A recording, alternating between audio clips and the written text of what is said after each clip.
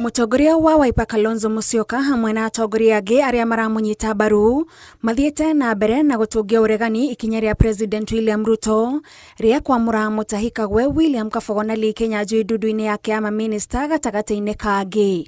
Kũringana nao, ũyũ nĩ mũbango wa kũhinga Kenya maitho na makĩria a kuma gatagatĩ wa bũrũri arĩa matarĩ maiganĩra na kũhamũrithio kwa ũrĩa ũrarĩ mũnini wa President Rigathi Gachagua. So Mutahi Kagwe thought was going to be Minister for Interior, or my friend Lee Kinyanjui, ama Kabogo was governor. Wachitu can talk about Kabogo. Kabogo alikuwa upande wa Ruto, ni rafiki ya Ruto. That's okay. That's okay. But this whole exercise was aimed at giving Murkomen Interior. Hawa wewe unaona wakipewa hiyo viti wanapewa huko ya minister na nini? Hiyo ni watu wanaenda kushiba tumbo zao. Hao watu wanapeleka tumbo zao. Na hata wewe ukiangalia hiyo mawaziri ile wamepatiwa, usema ukweli, hakuna kitu hapo, ni bendera tu wako naye pale mbele kitambaa. Lakini nguvu yote iko na PS. PS ndio rais anapanga mambo na yeye. Wale watu ambao Ruto anaenda kuwaomba wakuje wamsaidie, wanakuja kupatiwa the most difficult ministries ambazo zimemshinda na watu wake. Hizo ndizo wanapatiwa, ndio sasa watu wakikataa ng'ombe zao zichanjwe, huyo ambaye amepatiwa hiyo ndio atakuwa blamed, na blame haitakuwa kwake.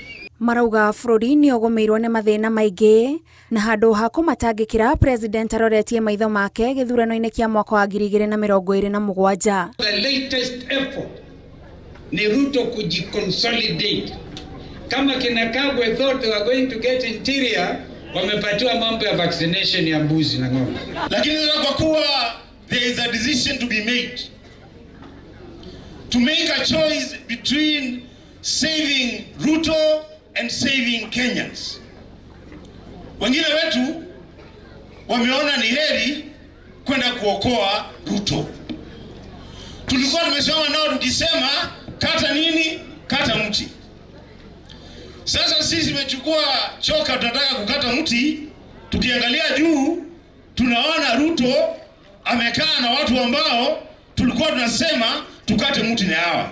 Hamwe na maũndũ marĩa mathiĩte na mbere na gũtindĩkĩrĩria makinyanĩrio nĩ kũmbwo gwa kamĩtĩ nginyanĩru ya IEBC, ũndũ ũmwe na kũnyorokia mĩtaratara mĩerũ ya marĩhi ma university na marĩhi ma thibitarĩ. So we demand immediate establishment of the panel that is going to select commissioners, and I said by the end of March, kama hakuna IEBC, mimi naenda maandamano.